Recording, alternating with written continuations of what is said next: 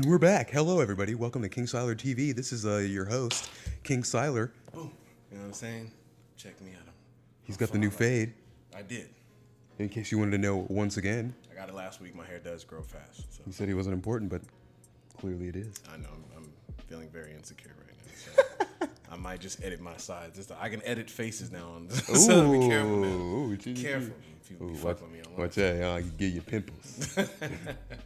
So, all right. So, what was the first camera that you picked up? Ooh. Specifically, you know? It was a point and shoot. Like, when by point and shoot, it was like basically one of those cameras that you find at Walmart that you could just buy digital. Okay. And that's my first camera. And then when I was in college for like 2 years, I got financial aid. And when I got that financial aid, boy, that mug was nice. And it was grant, so I didn't have to, pay it back or nothing. But I had to make sure that my grades were in good standing. Right. It was that one history class. Never do lectures unless you're good at it. I don't know, but I just couldn't. History? It was. I couldn't sit through a lecture of history. It was that's light work. I hate math and stuff like that. Oh, I'm good at math. Math is my steez. It's so weird. I don't know, man. History just put me to sleep like quick. Maybe, I'm black, so we're pretty triggered by history. Insert the zoom and the deep music. Yeah, right. Okay. But then and then after that I got a Canon T6i, and then from there, I think is when I had it was a T3i. I had a Canon T3i, and then from the T3i I went to the Sony A7S, and now I'm just rocking the A7S II till it breaks. Bro, you be because I just like to maximize. I see, bro. You walking around with Megatron, bro. Bro, like, and then transforms. Like, I just love the fact that I can still add stuff to it and beef it up however I need, and it's everything I need. Like, I'm in a place now in my life where I know that I have everything I need to do what I want, so I'm going to do my best to do with what I have. And I think that's also kind of what I grew up building, because growing up with a single mom, and then me and my brother, she wasn't going to buy me any sort of thing that kind of catered to that. And also she wasn't big on the arts in that way. When I skated, she wasn't about it. But then when I started dancing, and then she started seeing me do a little bit more, and then we did like our first TV show, it was like, okay. But still, like, I had to figure out how I wanted to get what I needed so I could do what I wanted. Story of an artist, man. Yeah, man. I don't think I've ever heard anybody who's really here for the long haul ever have a really strong backing and support from like family, which I understand that kind of makes you into who you are, which, like they say, life without struggle is boring. But it's kind of sad to hear, man, because my parents just accepted it, like, I think at like 30, and they saw the channel and they're like, okay, you got something. Like, they're like, we like the dancing, but we don't understand it. But I was like, you really kind of come alive whenever you're on the channel. So I was like, I appreciate that. Yeah. Told you. I love you guys. That's right. You gotta reinforce with love. Yeah, because my mom will definitely watch one of my videos. And, she'll come through. She us, said, "What you say? Oh, okay, all right." Right. They not far. I was gonna say they gonna come through the front door. They no, it's you, mom. Not answering. Not answering. Your dad comes tumble rolling through the window. And shit. Flashbang and everything. Ooh, dang. He'll do it. There's no question about it. Well, okay. Well, so how was the process as far as like learning to edit and like really shaping your vision as far as like after because that was the biggest thing that was hardest for me, and those are some of the questions that y'all may not know, like from obviously people who get it, you get it, but when you pick up a camera or when you're ignorant of it completely and you watch something on social media, definitely how, in short, social media gives you this false image of as far as like what it really looks like to pick up a camera and then work and actually like put it out. Like, you're thinking that it's, great, it's gonna come with the perfect lighting and everything. I can shake the camera and just press Q and then all the special effects happen. Nope. No. I was so fucking wrong. And that was part of the questions that I was asking him, like, well, how do I didn't know what I was trying to say. I felt like a dog trying to communicate with a human. That's how difficult it was. But literally, after hearing so many people say it, they were just like, you got to find what works for you and then start sculpting it. Literally, you just have to start somewhere. There's no camera that you're going to pick up and just understand what you're looking at. Yeah. So how was the process as far as for you, like trying to figure out your mind's eye? What was it trying to shape for you behind the camera? Behind the camera, so like when it came to composition, that was beyond me at the in the very beginning stages. I was just like, I just know like what I see, and what I see is what I want, so I'm gonna go for that versus the technical aspect. And then when I was kind of starting to burn out in that attempt, or in those attempts, is when I just started to do a lot more research and being like, okay, what is rule of thirds? What is the golden ratio? What is X, Y, and Z? And then just understanding why all these things were created, just like a foundation is like you have to know your foundation in order to build who you are, right? You have to know how to build the foundation in order to build the home. So once I learned how to do just that, I was like, okay, I went from Windows Movie Maker, which is the single timeline, which is pretty similar to like iMovie. Right. And some editing apps nowadays still, but then once I realized I could do like layering, and when I also knew in my brain how much that made sense when I wanted to put one image on top of another and then like crossfade it and add more, I was like, oh, I can do that? Okay, let me find the program. And then I found Sony Vegas, and I was able to do like 4 or 5 layers. And then finally Adobe came out, and Premiere made its like crushing debut, and then I was like, oh, I can do infinite tracks. And then that's when I also started getting into like effects, but it was more practical effects, like just taking 2 images and like having a clean slate, and then having me, and then removing me to make it look like I disappeared. Like there's a video out there, I can't remember where it's at, but it was a dance video, and I appeared in some shoes. Like the shoes were on the ground already, but then I was like this, like hunched over, and I just like I faded in, and then I started dancing. Nice. That was my intro into the effects realm. But from then on, I was like, oh, okay, I can do more, and then after that, it just became experimentation, and that's usually where you find your niche, and where you just even find yourself is through experimentation. What works, what doesn't, trial and error is, I think, one of the biggest assets to just life in general, and your overall progress in whatever you choose to pursue. And that's kind of what I did, is just I kept figuring it out. And I think nowadays I'm like the king of figuring it out. Like somebody comes to me with an issue, I'm like, let's troubleshoot, let's get it, let's fix it, let's do it. Right. Especially like if you're on set and you have to, typically that's what they do anyway. Like if something happens and they have to work around something, you have to know how to figure it out. Right. Because if not, you can't just call it quits. That's like thousands and thousands of dollars that you're going to be throwing away. So is it kind of like I have to know how to fix it, or is it kind of like, okay, let me look for a solution, but I can figure it out once I've kind of got an idea for it? In a way, yeah. It's like you know what the end goal is, so like what maneuvers do you have to make to get there? Gotcha. Because if something's not available, how can you work around that lack of availability? What's the biggest production that you've been a part of, if you can reveal that?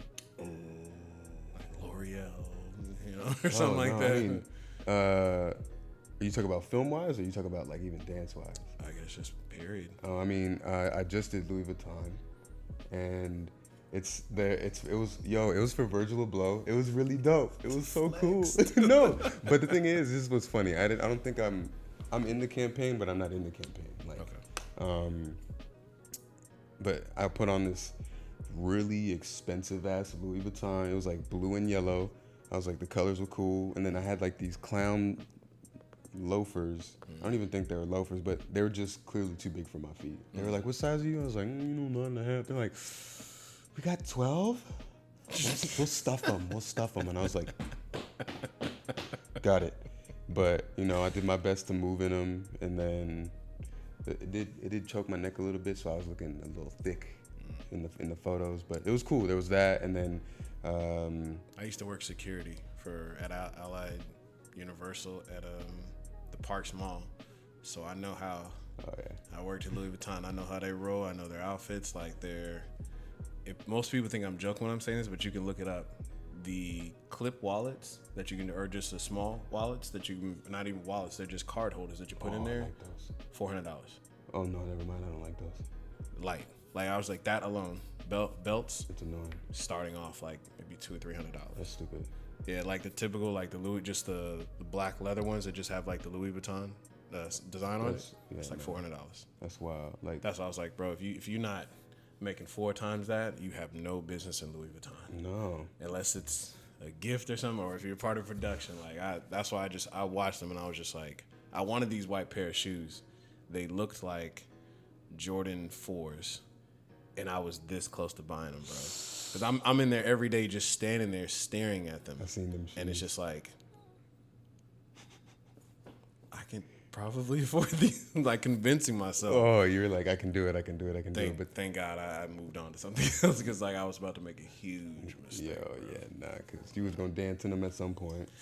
Yeah, I would have murdered those shoes. I would have flexed on every crumper. I would have been like, I got a $1,000 pair of shoes on me right now. What y'all got? And the Travis Scotts weren't out there, so I know I would have had the most expensive shoe without question. You would have had to walk around like Isaiah. Anybody try to step on you, just that's it. Slide. Anytime somebody, around on the heels. Yeah, he's like, or just walk on your hands. Don't even touch the ground. Just walking like this. Yeah, man. And then another production that I actually got to film that was really cool was for Donnie Yen when he was in one of the Star Wars movies. He was doing Ip Man.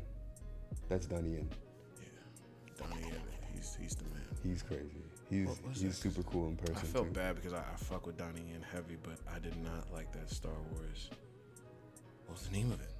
Rogue One. Yeah, I didn't like Rogue One. No, but it's crazy because everybody thinks like out of all the prequels, like that's the best one.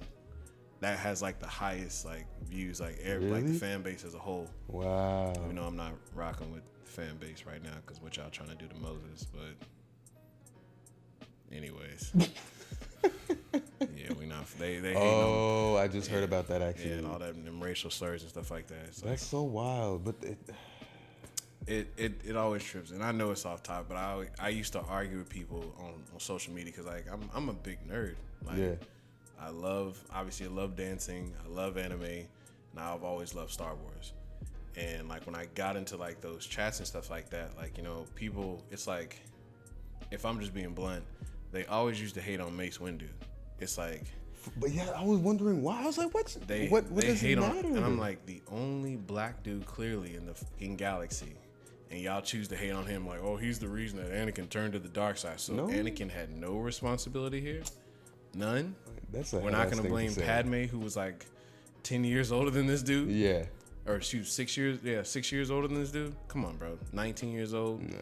Padme, clearly in that prime of her life. Yo. She over there looking at Anakin like a Hershey's Kiss, just Skywalker. You walk on skies, do you? Okay. I just couldn't rock with it. So I remember having those conversations a long time ago. I'm just like, we're not finna pretend like Star Wars and all these comic heroes and stuff like that wasn't around during when, you know, when racism was just blatantly just in front of your face and nobody ever said anything about it. So I was like, we're not finna pretend just simply because we're talking about comic books and movies and stuff like that people still don't have like that racism ingrained in them and stuff like that. So it doesn't surprise me in any way, but it's just, guys, come on, man. Like, really? Unnecessary. Completely unnecessary.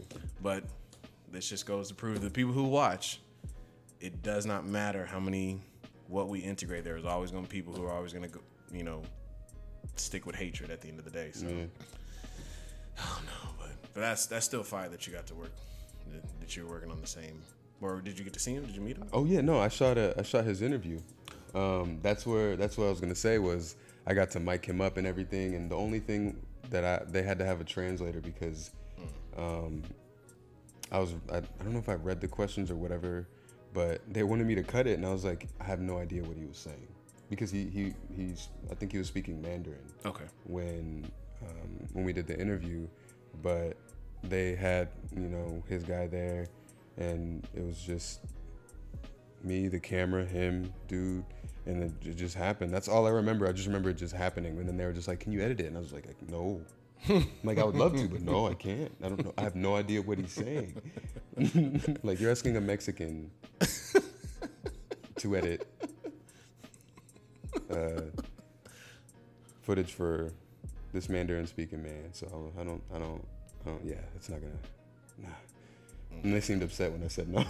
But it's like, come on, because I think it's better to know your limits than to jump too far. Yeah, no, because I definitely tried that, and then, man, because had you messed it up and it came back, that would have cost them money, and then they'd be like, well, why did you say something if you didn't understand? Exactly, and that's why I was like, I'm glad I just read it now, because I didn't want to get shit on. Yeah. I wasn't ready for that. I was like, I like the experience, and I want to keep it that way. Right. For all you know, he could have been like, I don't know who this camera guy is, but I hate him. He probably can't understand me right now, but this guy right here, I don't like him. Right. He's like, I don't like the way he's looking at me wearing a Kansas City shirt from Texas. Yeah. That was cool, though. It was a fun experience. That's dope, man. Like, have you ever gotten anything from the productions? Like anything? Like taking souvenirs something off or anything? Yeah. If it's not going to get you in trouble? I feel like I have, but I can't remember. A lot of stuff that I would have gotten is in storage in LA still. I don't know. When I did Fergie, I took something. I'm just trying to remember what it was. With Fergie or for Fergie? It was, the artist Fergie? Yeah. Oh, okay. Yeah. I was like, Fergalicious. I was like, there's a movie called Fergie. There's a movie called Fergie? No. Oh. I was like, wait. I am thinking of the F to the E to the O. To the T. Just making sure. Okay, gotcha. Yeah. I can't remember. There's been a couple times. Like sometimes they'll give you the clothes. I know when I did something actually local, and it was for Miss Erykah Badu. Right on. We got to take the clothes that they gave us. So I was like, tight. There we go. Yeah, I'll take that. Let me keep all of them. I'll take. And I've heard good things about Erykah. I hear she takes care of the people that she works with. So I mean that's good to hear. Yeah, we were her children that day. She set us straight. Like we was excited to be there, but then she was like, ah. We're like, oh. Yes, Miss Baduru. And then That's fine. I think because what was it? Where was I just hearing that from? They were interviewing Moses, who's in the new Kenobi show, and she was basically saying, she's like, yeah, I'm oh no, I'm sorry, that's not what it was. I feel so bad for not remembering her name, but she was in Luke Cage, and she played the detective, and she said she got. I was wondering where she got she had to go online and buy the arm. She wasn't able to keep it. So I'm just like, dang, if like these high profile celebrities can't even keep stuff, I was like, what are the chances of like people that are just simply, they're just working, like, or stagehands and stuff like that? Yeah, nah. I'm like, I'm just gonna take Batman's cape here. Where's Batman's cape? Ooh. I don't know. I have no idea. And you can never come back. If you take something, you just know you can never come back because they will find you. Really? Oh no, yeah, they take that shit seriously. Like will they like find like the cameras, like they'll find out? No, or just, like just somehow, some way, there's some other entity out there that will just discover you and what you took, and yeah, it's not pretty. Well, now you guys know. Don't steal. Yeah, I mean, just admire, take a picture, to keep the memory. Facts.